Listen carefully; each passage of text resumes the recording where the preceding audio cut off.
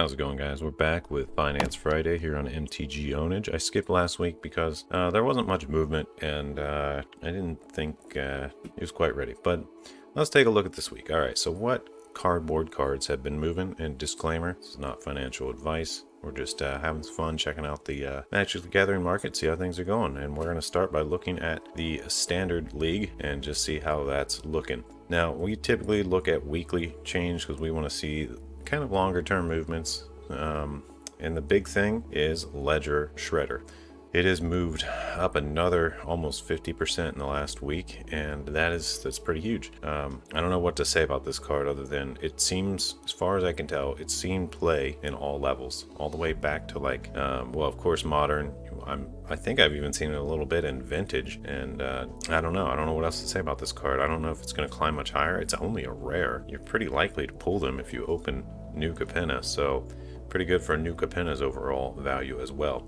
Other cards moving, we're seeing Goldspan. Goldspan is just a huge treasure combo enabler because once he's in play, not only does he generate treasure, but now your treasure's sacked for an additional mana. So in the right deck, he nearly doubles your mana as soon as he hits the board, which is kind of insane. So, and he's a mythic. I don't know what to say about this card either, then obviously it's very strong. All right, Unlicensed Hearse, still climbing. It's another really great card that shuts off those graveyard decks, as well as becomes a big killer at the end. You know, you just crew it up and swing for however long it's been charging up. Basically, it's that big. It's an XX. All right, Expressive Iteration. This is the promo pack copy. Yeah, this card sees a lot of play too. It's very strong.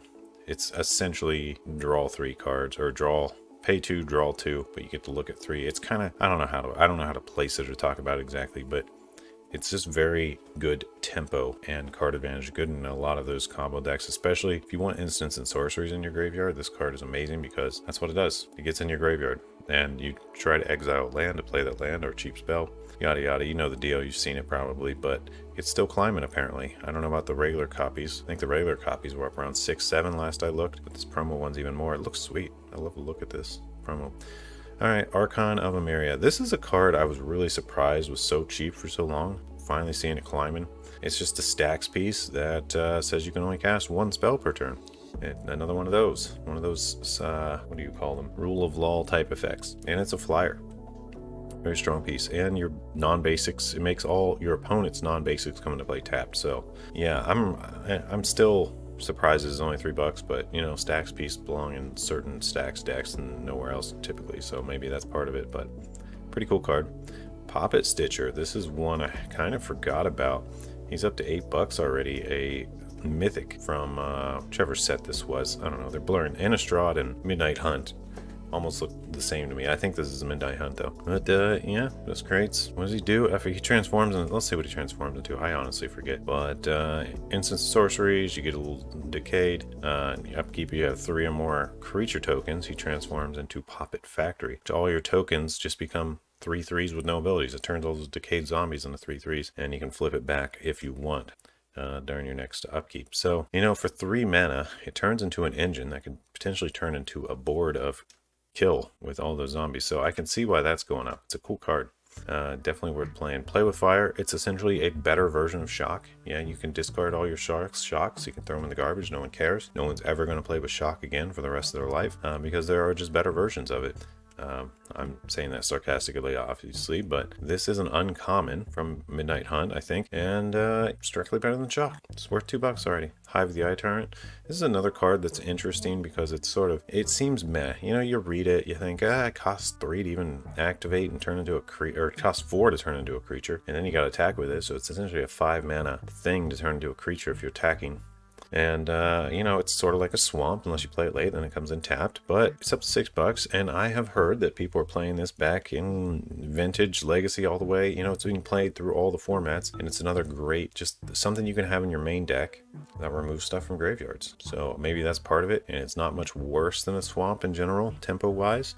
So I can see why it's seen play. Interesting card. I don't know what else to say about it, but I predict this is probably going to sit around here. Anyway, Fable the Mirror Breaker, seen tons of play. It's seen in a lot of decks. It's just so good. You know, it ramps you and then essentially turns into a non-mythic version, or a non-legendary version rather, of Kiki-Jiki, except it's not quite as good, but non-legendary version, so you can copy what this flips into without worrying about the legendary rules. So it kind of makes it a little better than the Kiki-Jiki in some ways. I think this card has got some good long-term potential. It's good. $7 already.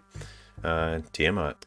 He's up to $10. Okay, well, that's Tiamat. Alright, so those are the main standard ones. I know we've been on this for a while. Let's check out Modern real quick. Let's just flip through these. Doubling Season.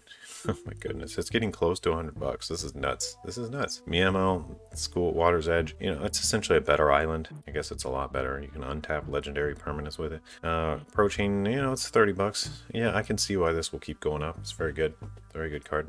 I don't even know if I need to talk about it, but obviously it's an enabler of lots of combos and lots of shenanigans with the untap legendary permanent thing. You can use your imagination or just look up some combos around it and you'll understand why. These Shocklands staying strong as usual, especially the older ones. What would you expect? You know, Shocklands are always going to be going up. And they might pull back a little bit, but they're always going to be going up in general, unless they reprint them way too much. Goblin King, this is interesting. Goblins have +1/+1 in Mountain Walk. I'm not sure why this is climbing. Is there a Goblin deck I'm not aware of? Goblin King's been around forever, so it's kind of interesting to see just a random Goblin King. I would think War Chief, if anyone, would be going up, because War Chief's a little better in most scenarios. This guy is probably good against people that have mountains. I don't know why this is climbing, but it went up a significant chunk, 33%. Tarmogoyf, it's Tarmogoyf. That's a very small 3% climb. So Urborg, 4% up. Emeria, the Sky Ruin. This is, I don't know. I debated whether this card's good or not. Obviously it's good, you know, but you have to have 7 planes, and then it just starts bringing stuff back from your graveyard to the battlefield. It's kind of crazy, but 7 planes is a big ask. You typically don't get that till late game, so you know, late game someone else is probably already blowing up and killing you, so getting like 1 trigger during your upkeep isn't huge. But to just have that on a land that you could have just played first turn with really no consequence if you didn't have a first turn play anyway, is pretty strong, pretty good. What would you expect, right? Beseju, who shelters all, you know, this is the yeah, it comes to play tapped. Pay 2 life, you get a mana, but it makes whatever you're casting with it uncounterable, which is a pretty cheap price for 2 life if you got a big spell that you need to resolve for your game plan.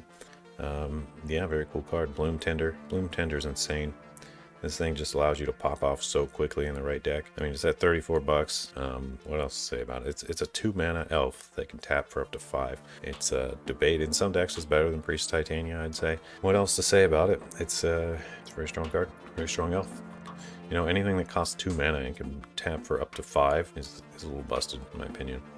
This giant worm, people really just discard this to Nourishing Shoal. That's pretty much the only thing. Nourishing Shoal to fuel Gristleband brand life triggers.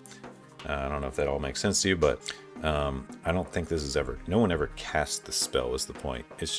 It's got the most giant 15 CMC, so people love it because of that. And, you know, they make use of that typically. Interesting. Well, that's modern. Let's check out Pioneer. What's going on in Pioneer? Cryptolith Rite. Interesting. An enchantment that makes all your creatures be able to tap for mana. It's going up. Gisela going up. Maze's End. I'm going to go a little faster now. Terror of the Peaks. It's climbing a little bit. More Angels. That's a really good one. Mausoleum Wanderer. Interesting. Worst Fears. Archangel Tithes, Combat Celebrant, up to $20. Interesting. Soul Scar Mage, up to $3. Interesting. Okay, well, what else? Do we even need to look at the rest of these? Chain Lightning, Jukebug, Moment's Peace, these are all commons. These aren't, you know, they're not big cards, but they're interesting for their popper format. And now looking at Legacy here, let's see, we got Tropical Island going up 11%. These are unlimited. We typically see unlimited copies on this list because they seem to be moving the most significantly. But you never know. It kind of varies. You know, though the harder ones to get, less printed, revised are a lot more common than unlimited, so it makes sense that the unlimited move a lot more. But Tropical Island, Brain Geyser, Mahamati Jin. Some of these just got to be, you know, a lot of these are collectors. I think I've said this before, but some of these cards don't see any play. They see like 0 play not viable in decks at all. So they're purely collector cards. I mean, it says legacy, but if you go to like a legacy tournament, most of these cards on this list see 0 play. So it's kind of deceptive in that way. You think, oh, I want to play legacy, you better look at the cards that are moving the most, but they have nothing to do with the format actually. Like Mahamati Gen, it's a plain old 5/6 flyer for 6 mana. It is like the lowest tier 6 drop ever. It's there's a gazillion cards that are better than it, so no one plays it. It's just worth $400 because it's a collector piece. Same with a lot of these. I don't even remember what Mirror Universe does, but it's $600 and no one plays it. No one plays Brain Geyser anymore either. It's just outclassed by a lot of better spells these days. But yeah. So, these Legacy and Vintage are, I don't even know what to say about it. It actually annoys me that they call it Legacy, but no one actually plays these cards. Like, you find me one deck list within the last 10 years. No, ever. Find me one deck list ever that made any kind of placement with the Hive. Yeah, no, it hasn't happened. This card's 100% garbage. No one plays it. It just happens to be worth $70 because it looks cool, because it's nice cardboard. I don't know. Same with Cockatrice, terrible. Badlands obviously going up, but it's probably, I don't even know what to say about these honestly, other than they're just collectors buying cards that will never be printed again, basically. Vintage, let's go ahead and look at all the anti cards that aren't even legal in Vintage and have a look at those, because that's what this list is. Demonic Attorney, completely banned, not even playable. For some reason, it's going up. Same with Contract from Below, not even playable, not playable, not playable. What the heck is this? Oh, it's a conspiracy card. Not playable, not playable. Not playable, not, okay. None of these are even cards that are valid in the format, and they're just collector pieces. They go in a case. They never ever go in decks unless you're saying, hey, you guys want to play a bunch of banned cards that don't even work right in the format? I don't know. It really annoys me. I wish they would just take these off the list, because these imply that they're for these tournament formats, but the cards they have listed on these Legacy and Vintage ones are not tournament cards at all. Like, not even 1% tournament cards. They're just 0. They belong somewhere else. They belong in like collector cards. Can you make like a section here for collector only non-played cards and just take like all this crap and put it there? All right, well, that's about it for now. As far as the movements, pretty interesting stuff, except for in Legacy and Vintage. It's really hard to gauge those from these lists. It just doesn't really work. All right, well, I'm going to talk about a few sleepers that are on my lists that might be a little more under the radar. Let's have a look. All right, I think one of the bigger ones is Ancient Tomb. This is kind of hard to see. This is a card that's been kind of bouncing between 60 and 80 in at least this version for a long time. So if you can get these cheap, I think they're always worth it, because it's just a card that sees a lot of play in nearly all formats it's legal in. Surprise, surprise, making an untapped land drop with really no drawback other than the 2 damage to you, which sometimes just doesn't matter at all in a lot of matchups, especially in older formats. It's really strong. It's insanely strong. So this card, I don't know, it kind of went down a little bit. Like, we had a peak up to 80 and then it pulled back to 70. Now it's like going up again. So this card has just been generally really hot, but it's been reprinted a lot. They put it in the Zendikar. I think they might have it on some list copies. I'm not sure, but it was in Ultimate Masters, and there's these gold border ones. There's a lot of different copies out there, I think, is the big thing holding it back, which is good. If this never got reprinted and was Tempest only, this would be such an expensive card. So I think this Tempest copy will still rise pretty significantly in the long run, but who knows? It's just this week it went up about $5, so that's why it's on this list. Round 2, or Seize the Day, has been climbing recently, specifically the Secret Lair version. The old Odyssey foil one, well, I guess there's like a $10 one from Odyssey way back in the day. An Ultimate Masters one is about the same. But this Secret Lair one it started out, oddly enough, at a lower price. Let me see if I can find this. It started out as like the lowest priced one, and it just like went up to 11 or so. Where? They don't have the chart on this one. Okay, interesting. Well, yeah, it climbed about, let's see, $4 all of a sudden, which put it past all these other ones. It was the cheapest. It was really interesting that this special Secret Lair one was the cheapest for a while, but no longer the case. Now it's more expensive than the cheapest. So just something that happened very suddenly out of the Secret Lair. Sometimes they do that. Sometimes they tank. Sometimes they climb a little bit, but everything's going to stabilize out to where it wants to be as you go, based on the demand and everything.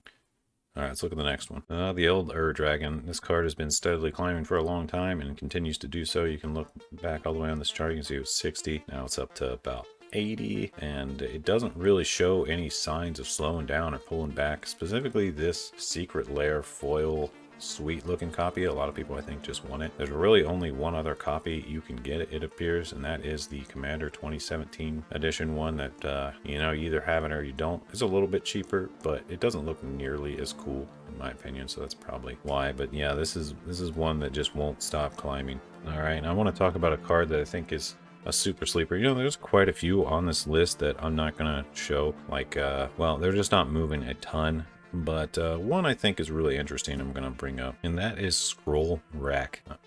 Obviously a very classic card, originally printed in Tempest. Even the Tempest one you can get for 28 bucks. The original one for 28 bucks. That is crazy. That is insane, actually. I think it's, I don't know, I guess it's been coming back down. Maybe it's from the reprint from Commander Legends. But even the Commander Legends ones are super cheap. Like, you can get it for as cheap as 16 bucks here for the copy, or the extended one. Well, let's see. The regular foil non-extended is almost the same. It's not a whole lot more than the regular. I guess it's a $4 or $5 difference, but you can get a foil one of these. I guess they do make an extended foil, and that's the Big Daddy right now. Still the most expensive, being at about $41 for the foil extended. But that's just crazy. I would think that the foil extended would be cheaper than the original. There was no foil in Tempest, obviously. They didn't have foils back then when Tempest came out. So this is just flat out the oldest, most OG one you can get. Foil one's cool and all, but I don't know, it's hard to beat the original. Yeah, you can't pop this one open anymore. It's not print anymore. I think Commander Legends finally went out of print. So maybe, I think we're going to see a little hike on a lot of these, maybe. But it's just an interesting card. It's actually been going down a lot, and it's kind of hit a low point, so it's been coming up as a topic of, hey, this is like the lowest it's ever been. So it's kind of on the loser list, but I don't think it's going to stay there. Who knows, really? You never know. Maybe it'll keep going down. Maybe people are done with it. Maybe Sensei's Divining Top has just surpassed it in every way, and no one plays this anymore. Not 100% sure. I don't really see this in any deck lists anymore, but it's obviously really good top deck manipulation for Miracles and Eureka and all that sort of thing. So it's going to always be in some demand. It's always going to be one of those cards that can manipulate the top of your deck. And with cards like this that do a specific thing that not a whole lot of other cards necessarily do, especially in a repeatable way, you tend to see these cards climb over time as new sets get printed and new shenanigans come out that you can do with these old cards. But you'll see that with a lot of cards. It's not just Scroll Rack, it's just any of these unique cards, really. I think we touched on most of the cards. I didn't mention any of the revised dual lands like I do, but the big winners this week have been Volcanic Island and Taiga. Those have been the climbers this week in those. All right, well, that's it. Thanks for watching. Peace out, guys. See you next time.